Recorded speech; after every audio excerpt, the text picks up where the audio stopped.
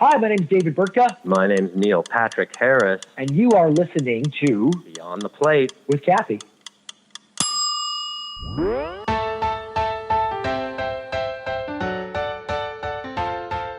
I think it's important to not just write checks and show up at dinners, but to actually know what you're caring about and why. Season 3 of Beyond the Plate is presented by Martin's Famous Potato Rolls. Hey everyone, this is Cappy, and you're listening to Beyond the Plate, a podcast where I sit down with the world's culinary elite to explore their journey with food and their passion for giving back. Every episode, we share inspiring stories of what it means to be in today's hospitality industry. This season, we're welcoming a group of celebrities that have a connection to the world of food, whether they own a restaurant, host a food show, have a cookbook, or simply give back through food. We're excited to have them join us on Beyond the Plate. Season 3 of Beyond the Plate is made possible with the help of our friends at Martin's Famous Potato Rolls. Martin's was founded in the heart of Pennsylvania Dutch country in 1955. Their products have no artificial colors or sweeteners, and they use non-GMO sourced ingredients. Martin's Potato Rolls are the #1 branded hamburger bun in America, and as I like to say, they can make almost any burger taste better. And in episode 1, when I asked Neil Patrick Harris and David Burtka the key to a good burger, you'll just have to listen to the episode to find out what they say. But here's what I love about Martin's. Their mission encompasses more than just baking great bread and buns and rolls. They believe in giving back to their community and beyond. Through volunteering time and donating resources, they support hundreds of charitable organizations such as food banks, after-school programs, disaster relief, and others that provide sustenance and comfort to people in need, both close to their baking facilities and abroad. To hear more about Martin's, check out Season 2, Episode 13 of the podcast. And side note, a big round of applause to President of Martin's Famous Potato Rolls, Jim Martin, because just this past year, Jim was recognized as the 2018 Business Person of the Year by the Greater Chambersburg Chamber of Commerce. This award is given annually by the Chamber to recognize one leader in the community for their business experience, exceptional accomplishments, community involvement, and contribution to the economic growth and development of the area. To learn more about Martin's, please visit their website at potatorolls.com or follow them on social media at Potato Rolls. Martin's, we thank you. All right, back to it. For this episode, we sat with Neil Patrick Harris and his husband, Chef David Burtka. All right, before I get going, I want to say I had such a blast talking to Neil and David for this episode. They're two of the nicest guys I've ever spoke with. They're super kind, and it's really never easy to line up schedules for two people of this nature. So big thank you to them both. We hear some really funny stories in this episode. Guilty pleasure foods from Neil Patrick Harris. We hear about Elton John playing at their wedding. And we hear about some big plans for the Burger Bash. Yep, they are this year's hosts of the Burger Bash at the 18th Annual Food Network and Cooking Channel South Beach Wine and Food Festival, which is held later this month on Friday, February 22nd. Really quick sidebar about the festival. All proceeds from this festival help educate the future leaders of the hospitality industry by benefiting the Chaplin School of Hospitality and Tourism Management at Florida International University. I am an alumni of that school, and it's a fantastic school, so I'm happy to give it some love. This year's Burger Bash, there's about 40 chefs will be competing. I think that's the most they've ever had, including the Heineken Light People's Choice Award and the first ever Best Supporting Side Dish Award, chosen by David and Neil. The whole festival takes place from February 20th to the 24th, and tickets are on sale now. So go to sobewff.org. That's SOBEWFF.org.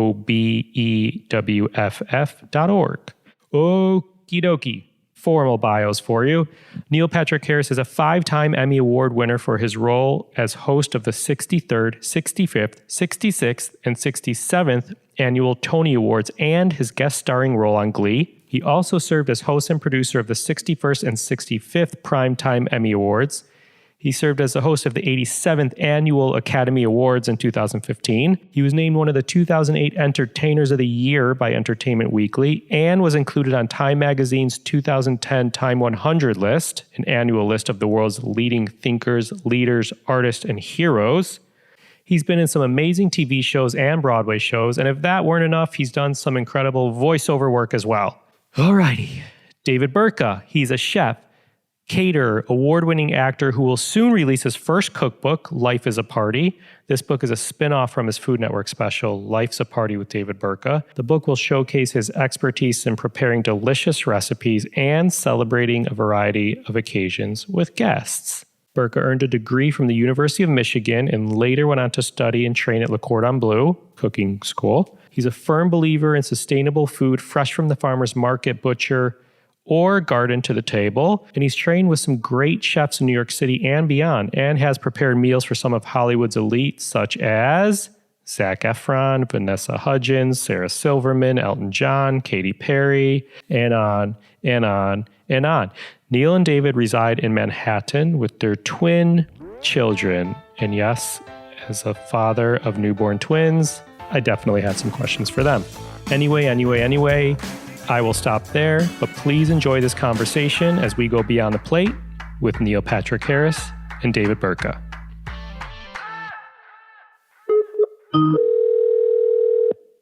Hello? David, Hello? how are you? Good. Let me get Neil. Excellent. All right? Thank you. Hello. Hi, guys. And hi. I'm extremely excited to talk to you both because I know the love of food and the love of social impact and giving back, which a lot of what we're recording this podcast for is about. But full disclosure, first and foremost, I have newborn twins at home. Oh my God. Get out. Wow. Yes. How old? They're 4.5 months. One of each. Holy moly. Wow. You're in for it, man. I know. So if you hear a nanny for it. singing Frozen in the background or something, she's just trying to keep them quiet. So Been there. yeah, I'm sure. So are your twins good eaters? They're incredibly good eaters. Really? Ridiculously good eaters. Yeah. I love it. They eat everything. I mean, David, let me crow about you, honey. David has went out of his way when the kids were born. They were born in a town called Paradise, California, which recently was part of the fire that happened.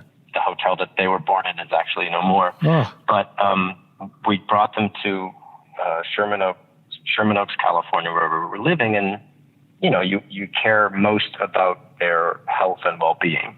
And since we lived in Southern California and there were farmers markets on every weekend in various places, David understandably took it upon himself to not just go get canned baby food from Costco, but to make food for them that was testing their palates in a way that was okay for newborns, but that was still fresh and filled with vitamins and nutrients. And so, and David, when I'm done pontificating, can talk about a book that helped him, with the ideology behind it. But because of that, I think our kids always had a depth of flavor to their palates. They knew what curry tasted like. They knew what spice was. They knew what delicious, fresh sushi protein felt like on their tongue, in their mouth, in their body. And so because of that, they love all kinds of shellfish, oysters, lobster, salmon roe, sushi, tuna. I mean, it's really their favorite foods. And it's only the times when their friends decide they're going to be vegetarians, and then our kid says, Harper will say, I think I'm going to be a vegetarian, that we quietly clutch our pearls, and then we say, okay, if that's what you choose to do, by all means. And then after about 2 days, she'll say, I really miss meat. So we're glad to have her back. I love this. I'm taking notes for sure. So when you guys are eating, who calls the shots? Are they calling the shots of what they want to eat, or are you guys saying this is what's for dinner? It's a little bit of both. I try and open their palates to as many different kinds of cuisines as possible. But anytime I ask them what they want for dinner, it's always sushi. Always sushi. And that gets a little expensive, unfortunately. Sure. but I try to make it be with proteins, fish one day, poultry one day, meat one day. So we're all sort of, it's not all the same all the time. I love this. But I go for a wide variety of eating as much color and cuisine and different kinds of food as possible.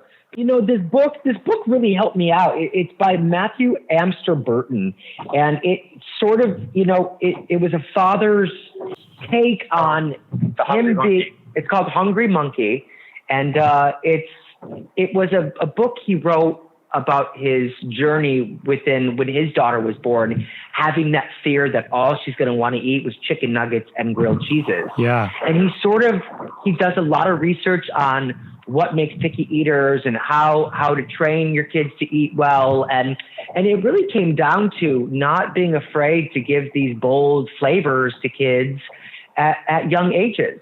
Pair these vegetables with different kinds of spices, apples with cinnamon, carrots with curry, peas with mint, all these kinds of herbs and spices that kids don't necessarily, when they start eating regular solid foods, they're not used to. Yeah. And I think that's the key to getting kids to eat better, wider, more variety. I think the kids eat bland foods these days because they're being trained to eat bland foods. Yeah, absolutely. So then as soon as they taste a chicken McNugget, then that's all they want. That's right.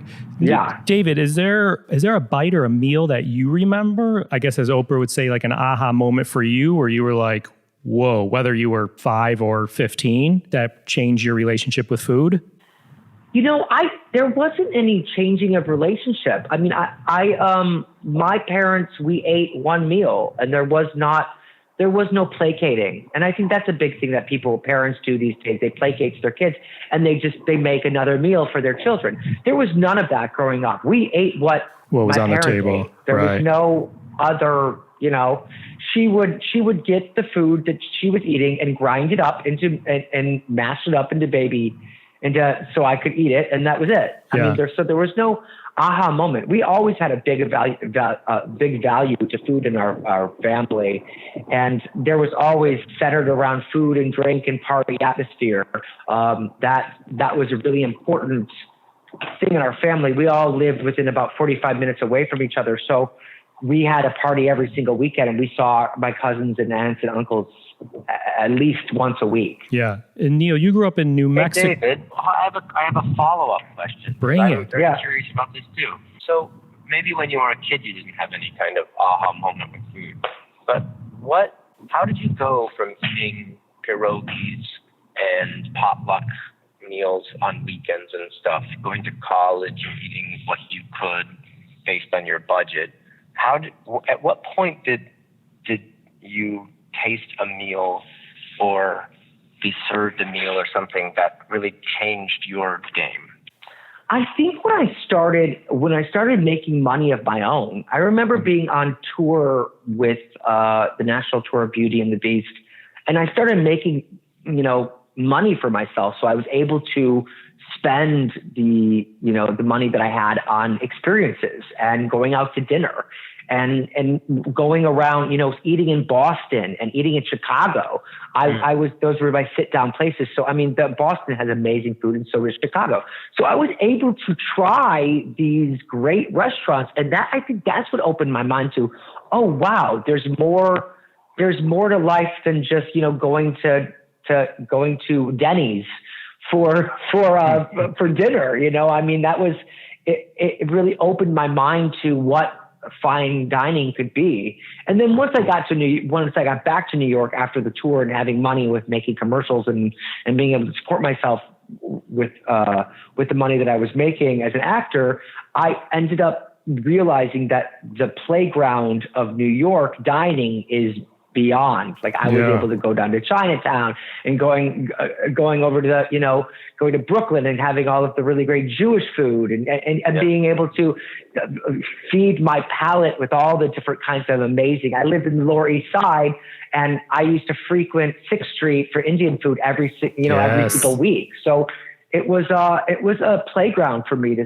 sort of open my brain and my mind and my palate to the wonders of New York dining. That's cool. Do you guys have a favorite spot? I mean, I'm sure there's 1,000, but a favorite spot in New York, like your current go-to? You need to go a little more specific on that, because I mean, I could give you a favorite spot for pizza, for Italian, for I can give Chinese, you two. Japanese, for I can give you two. I'll take my two. My favorite go-to spot for small plates right now, I think, is Bobby Flay's Gatto, which is not super new, but I just think dish for dish, everything that arrives is just delicious and well seasoned and well proportioned and always a hit. So you can just, that's the meal that David and I go to where we never order. Yeah. We just say, bring us out stuff. Yeah. It's good with a good group of people. Yeah. Because everyone gets to share. Courage is good. Yeah. And then my favorite Italian food in the city is this restaurant called Carbone. Yeah. Delicious. So good. That's so delicious. And when we such an experience. We first sat down and the waiter was doing that. I almost felt like I was at a Disney theme park. Sure. It was very Italian. And hey, what are you doing? Let me sit down next to you. Hey, who are these bambinos? Yeah. What are their names? You guys want to draw me a picture? And I thought, okay, it's going to be like the Ninja restaurant. And instead, the food was just dish for dish. Yep. So good. The garlic bread is sickening, and the Bolognese is rad, and the best thing, Parmesan was fantastic. All of it. Well, the best thing about that is that it's an Italian restaurant without any true authentic Italian dishes. It's all American Italian dishes. So there is not one single authentic Italian dish on that menu. It's all Americanized version steak Diane's and oysters Rockefeller and the Parmesans and but the they do it with such pride. Yeah. For sure. It's coming out into the 1940s of that sort of American Italian rat packy sort of world. It's an experience. And if you can get a table, if you're lucky enough to get a reservation, seriously, then you'll have a fantastic. By the way, David, meal. Spoken like a true food professional. When someone asks my favorite place in New York, I'm like, all right, give me an area, type of cuisine. Like, what do you want here? So I just did what my pet peeve is. But Neil, thank you for jumping in and answering it. I just like to eat. But Neil, you grew up in New Mexico and your parents ran a restaurant. Did you work in it at all? I didn't. When I grew up, my parents were both attorneys, and then they sort of decided they were exhausted by the idea of fighting for what was right and then losing legal battles because of some judge that was having a bad day. Yeah. So they went the simpler, less complicated route and opened up a breakfast lunch restaurant called Parental. Sorry. I worked in restaurants when I was younger. I worked in a Schlotsky sandwich shop at a place called Incredible with 2 N's. And so I saw how a lot of stuff was done and made, but it took my husband to expand my palate. I'm a creature of habit, so when I find a dish that I like at a restaurant, it's not that I'm afraid of ordering anything different. It's just that I tend to eat for sustenance and less for enjoyment. At least I did before I met David, and that's sort of changed the game. Yeah. Is there a dish that David cooks for you, like a repeat dish that you ask him to cook for you? David's Bolognese is off the chains.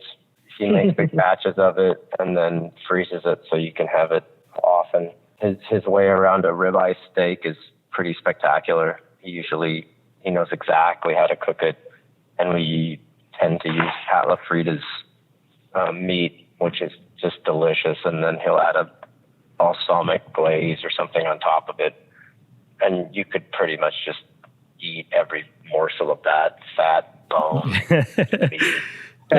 So do you know your way around the kitchen at all, Neil? Is there a specialty that you whip up for David here and there?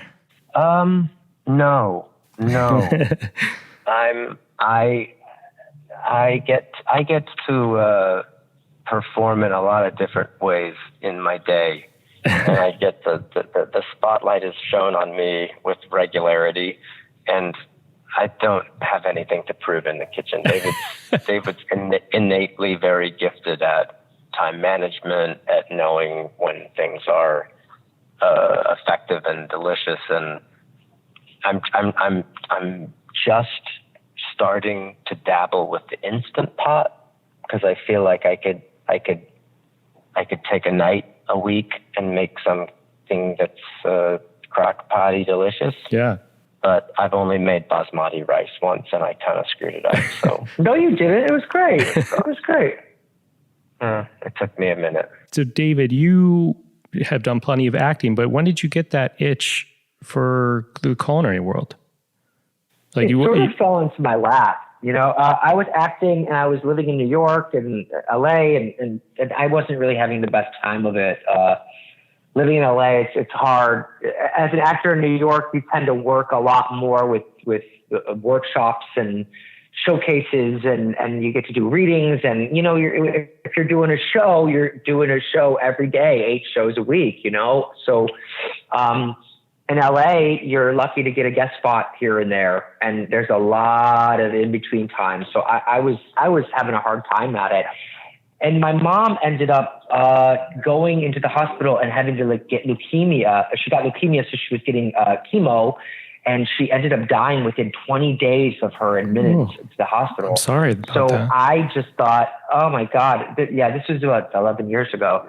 And I just thought to myself, I can't be living in LA and being rejected by casting directors and having to mourn the loss of my mom and being depressed at that. I need to take a full turn and do something completely different. So what did I always like to do? What is another sort of skill that I like that makes me happy? There was cooking. And whenever I got sad or stressed or upset, I would make a homemade stock from scratch, or, homemade brownies, or cook dinner for all my friends. And that was something that really brought me a lot of joy. So I thought, you know what, I'm going to go to culinary school, and who knows what's going to happen with it. I'll always have that skill for cooking for my family, because I know that I'll have a family down the line.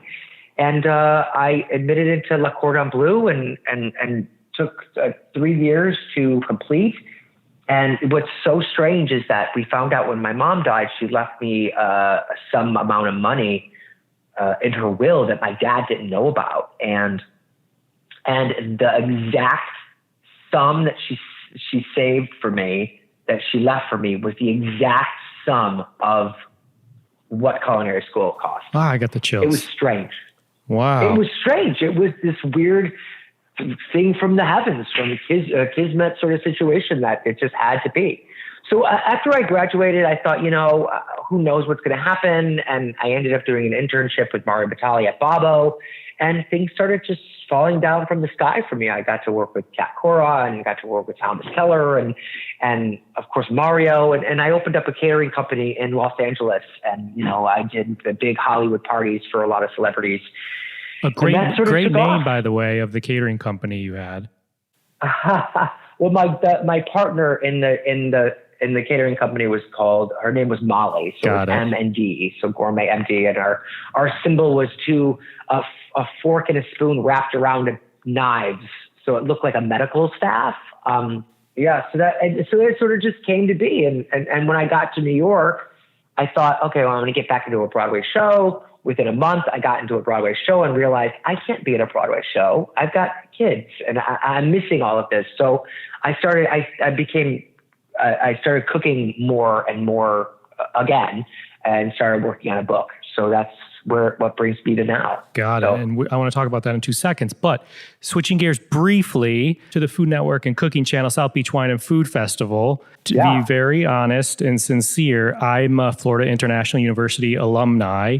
I went to school there. They're one of the hosts of that event. So I truly want to thank you on behalf of all the student volunteers, which is how I started and how I met Rachel Ray. Cool. And there's been thousands of volunteers. So thank you for what you all are doing for the festival, because it's raised over $28 million for the school. It's an incredible thing.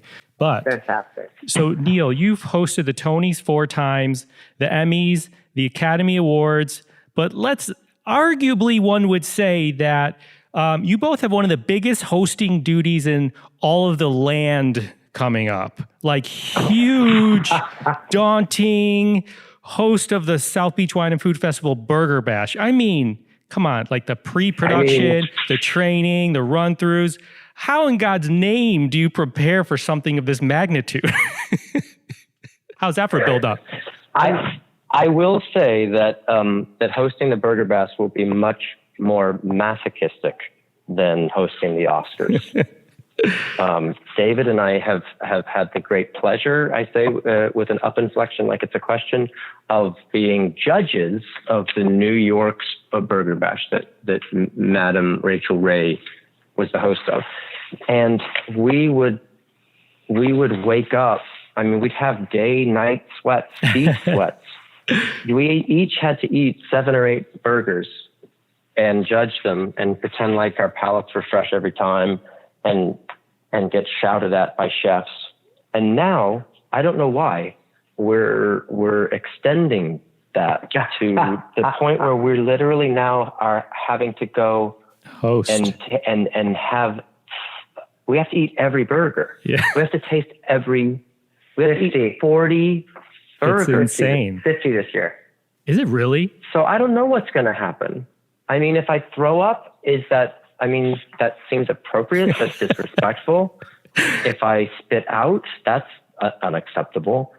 So Rachel said, I just did Rachel's show a couple last week actually, and she said, you know what? It's not as bad because you guys, you can do 25 and 25. You guys can split it, you split it up. Yeah. Well, how do you do it, Rachel? I'm here. She just takes a little bite. She just takes a little bite out of everyone. Here's my strategy: tapeworms. Yeah. Yeah. Well, I'm hoping to go like pure vegan or something before, just get clean out and detox out of all the meat that I can beforehand. What about PostBurger Bash? I mean, I feel like I eat kale for a week after. What do you have like a routine to work off all the burgers or what? I'm just going to lay out on the beach in like a small revealing short bikini. I don't know, quite a trunk of some sort, and just have everyone appreciate my distension, appreciate my additional salt intake, my bloat. I'm gonna own my bloat after the burger. Yeah, own the bloat. That's a good shirt. I think that's all you can do. Yeah. That's funny, David. What do you believe there's a key to a good burger when you make one? You know what? I cooked 13 burgers last night for the Super Bowl party, made to order burgers. I was a short order cook for last night's Super Bowl. Basically a burger bash. You know what? It was. You should see that the trough of grease that was on my flat top in the morning. It was not cute. But I really think there is, you have to get really great meat, of course. And, you salt and pepper it, and then you slap it onto a flat top. I don't like doing burgers on a grill because all of the good grease drips down. Sure. And you don't get that crust. I think there's the crust that comes with a flat top, with the mushy gooiness inside, and then the crust on top of the burger. I think that's so important. Agreed. And I just slap it down, and then I leave it there for a pretty long time, and then let American cheese. I always use American cheese because I think it just melts so well, and it's delicious. And I go for a nice sort of a cheapish potato bun. Because I don't like, if the bread gets too fancy, it takes over with the burger. I think it needs to be simple. It needs to have, lettuce, tomato, ketchup. Big fan of that. Neil likes to put green chili on his. I like bacon on mine. The New Mexico. So, and just regular cheeseburger is good too. I think it's just simple. I think when we judge the Burger Bash, when people are coming in with, kimchi on the burger, or it's a barbecue sauce with an onion ring, it makes it more difficult. Just make it simple. I'm with you. No one needs rye bread on a burger as the bun. No one needs that. I mean, every once in a while, a patty melt is good, but this is a burger bash. You're doing a burger. Yeah. It's not the best we patty need a melt, tempura, gold-flacked caviar burger or something like that. No. No. So, David, you have a book coming out. Life is a Party, deliciously doable recipes to make every day a celebration. I want to know what makes someone the life of a party. Very good question. So what makes someone the life of a party? I would say someone who doesn't take it for granted, take the little moments of life for granted and keep and enjoy and celebrate life for what it is. I mean, I think that's what my book's about, is taking everyday sort of occasions and making them special, and really enjoying the people around you and enjoying what you have, and being able to work together and delegate things with people, and being able to celebrate the little things, not just the big, Christmas and Easter and Halloween holidays. Sure. Can I chime in? Yeah. I think that what makes the definition of a party is inclusion. I think if people come to an event and only one single person handles everything, then those people just feel passive. And so what David's really great at doing is including people within the event. So then if it's for 50 people or if it's for 8 people, everyone feels like they're kind of a part of it, experiential in some way. I love providing that. Something, helping with cleaning up or preparation or tasks or games, whatever it might be. I think making a party come to life requires more than just the host. And I think David does that really well. And I think also the ability to go with the flow, both good and bad, in an improvisational way is super helpful. No one likes that tense, terse, stressed feeling of Thanksgiving with your family, where you're afraid to say the right thing and you have to compliment the turkey regardless of its taste. And so I think if you have a host, or what I think you can glean from the book is that if things go wrong, that's great. And being honest and transparent and creating a vibe where the party is going to be fun, whether every single element is perfectly executed. I think that's an effective lesson. I love that. That. So this is a semi-segue. You guys are famously friends with the great Elton John. He performed at the wedding. Same with me. He performed at my wedding and my bar mitzvah. Just kidding.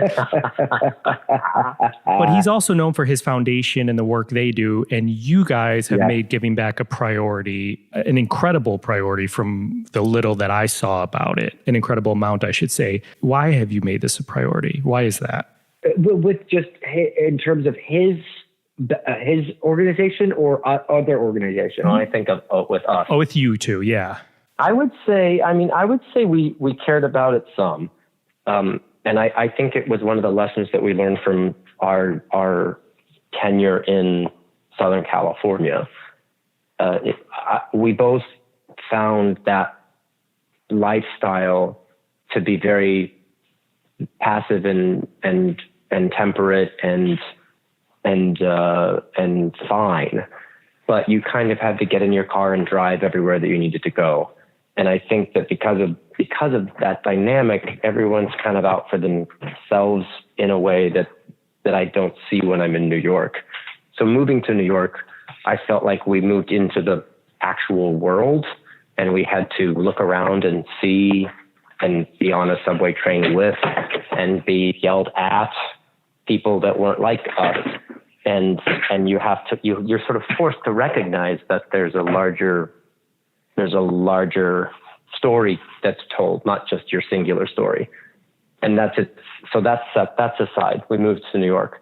But also when you're a parent and you have kids, you can become very, very, you have a very heightened awareness of how you want to leave the world for your kids and how you hope that the world will be a better place when they're your age, and that when they're your age, you'll be able to see their children and hope that they pay it forward. And so I just think as we age and as we get a bigger, larger sense of community because we live in an actual community, then I think it only makes sense to represent to our kids and to ourselves in a way that isn't just imbibing, isn't just eating foods that we like, but is also is creating things that other people can benefit from, whether financially or artistically or culinarily. I love it. Very well said. Do you teach your kids about giving back yet? I tend to take the kids, Neil and I both. It's been really important for us to show them that there are ways to give back, and even they're doing it on their own, great, which is so great. We do a lot of stuff with God's Love We Deliver. So we deliver food to the projects up here in Harlem where we live.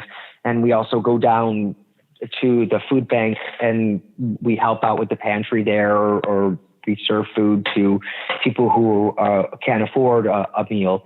Also, they made a bunch of rainbow loom bracelets yesterday, and part of their proceeds that they made from all the money they made from our friends, they were giving to the New York Kennel Association. Amazing. Yeah, our kids are super fortunate, and in that conversation, you just want to. I mean, David and I want to make sure that our kids have some sort of perspective. We brag about how awesome it is that their favorite cuisine is Japanese food, and that they love sushi more than anything. That's a nice situation. I think Sure. They also in that same conversation need to be made aware that there are some people that don't have the opportunity to even get to a restaurant to sit at a sushi bar. Yeah. And so New York is a really awesome place to be able to show them that. It's quite evident everywhere. Thank you all. Thank you both for sharing all of that. I appreciate it. But you've given your time or money or voice to a lot of organizations that I counted. How do you choose, and why do you choose the ones? How do you choose the ones that matter to you? I look at what table they're going to sit us at the gala benefit, and if it's center, center front. You're like, I'll give it my all. I had that direction. You're like, table 43 in the back? Nah, no thanks. Nope. Sorry. Nope. Pass. Nope. Can't give anything to that. I really feel like a lot of these things have sort of found us. I don't think we've searched out for necessarily the things that we really wanted to give to. I think that we became good friends with Elton, and that was a no-brainer to give to his world. Also, God's Love We Deliver. I've gotten in the food bank world because of Lee Schrager. I think they might have even reached out to us, and we just started working with them. We really loved the work they were doing, and because we are a couple that don't feel like we have a very important cause that we need to bring awareness to, that we need to bring to the forefront. At least we don't yet. And I think that's a good thing. We haven't, had traumatic experiences that deem it necessary for us to focus on a singular thing. But through that, then we're kind of available to look into the authenticity of an organization and see what they actually do versus what they say they do. And we don't really have a singular thing that we need, a singular voice that we need to have heard.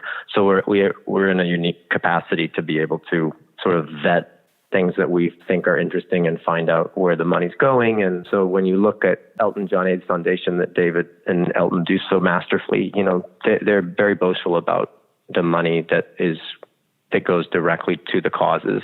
When you look at God's Love We Deliver, I mean, we've prepared meals. Our kids have prepared meals, and we've served those meals, and you meet the people. So I think it's important to not just write checks and show up at dinners, but to actually know what you're caring about and why. Yeah, very well put. Very well put. Thank you.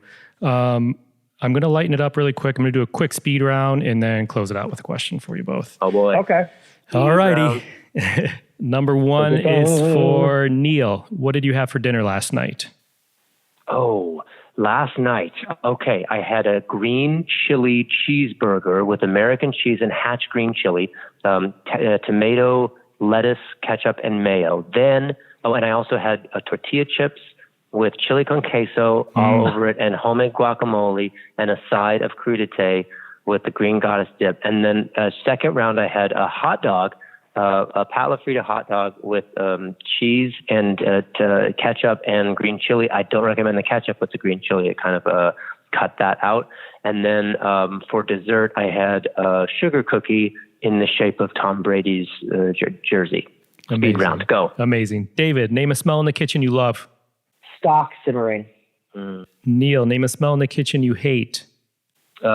Steamed broccoli. David, what's your favorite food show on TV? Chef's Table. Neil, what's your food guilty pleasure? Reese's peanut butter cups. I can't go a day or night without. I'm not joking. That is a real problem. Really? Without eating. I think I'm honestly saying a mean number of 6. Yeah, they were all gone. Did you? Full size Reese's peanut butter, not the little tiny stupid little ones. I was going to ask. Not the ones with gold. No, the real ones, the regular ones. Brown wrapper. Got it. Did you eat all the? Did you refill that big bin of them? Next question. Oh no, I'm getting into chores here on this podcast soon. David, pet peeve when dining out. Someone on their cell phone. Neil, first thing you crave in the morning. Cup of coffee. And David, the last thing you crave before bed. I'm trying to do this intermittent fasting, so any type of food.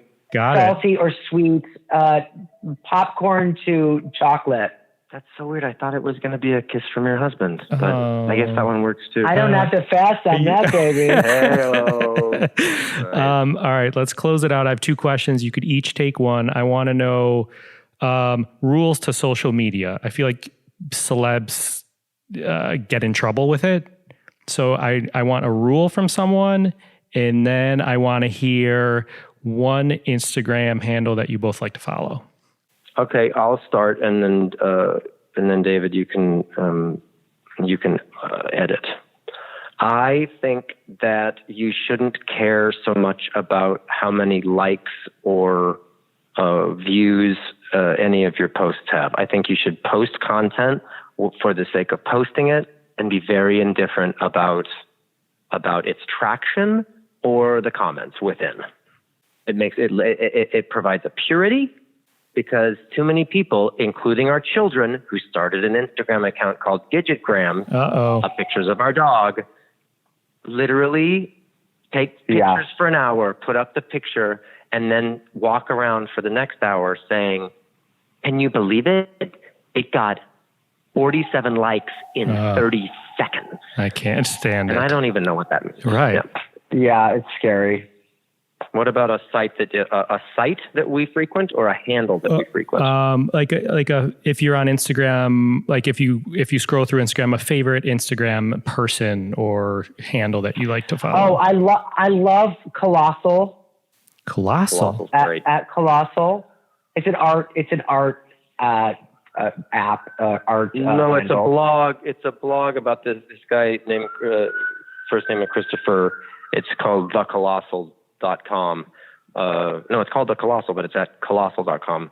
And he just curates amazing artists and talks about them, and then links to them and shows amazing stuff that they do. Graffiti artists or contemporary artists or sculpture or whatever. I also really like, this is really wrong, but this woman named, she does this thing called Puppy Codes. Puppy Codes is great. Puppy Code. It's the most outlandish, craziest content. It just makes you laugh. I can't wait to follow both of them. Thank you. You're welcome. Guys, thank you so much. I really, really and truly do appreciate your time. Thanks for hopping on the phone with me. Our pleasure. Now I'm starving, so thanks for that. Guys, thank you so much. Have a blast at the Burger Bash. Don't take more than... Will we see you there? I will not be there this year. We'll be back next year, unfortunately. But my advice is don't take more than one bite of a burger unless it's the best thing you've ever tasted. Oh, yes, true that. All right, guys. Have a good night. Thank you. Thanks, Cappy. All the best. All right, bye-bye. Quote, I think it's important to not just write checks and show up to dinners, but to actually know what you're caring about and why. Thanks again to Neil Patrick Harris and David Burtka. Join us next week when Beyond the Plate presents Just the Plate, a short segment where chefs describe a dish or a recipe that is meaningful to them. You can find me and keep up to date with this podcast across all social media platforms at On Cappy's Plate or go to beyondtheplatepodcast.com. Beyond the Plate is on Twitter at BT Plate Podcast, and we are on Facebook. And a big thank you to last season and again this season partner, formerly Aisle 8 by Flavor Gallery and now called Beyond the Plate Tees. They supply all of our signature hats and t-shirts to our Beyond the Plate guests. And after teasing this throughout season 2, it's now available to all of you. Check out beyondtheplatepodcast.com and click on apparel to get yours. This episode was produced by myself along with Ian Cohen, Joel Yeaton, and Sean Petrosian. Big thank you to Andrew Glatt, and our music has been composed by Goldford. Find him at iGoldford. As always, a special shout out to my wife Katie. Please rate, review, and or subscribe to this podcast on your listening site of choice. Thank you for listening to Beyond the Plate. I'm Cappy, and remember, there are never too many cooks in the kitchen.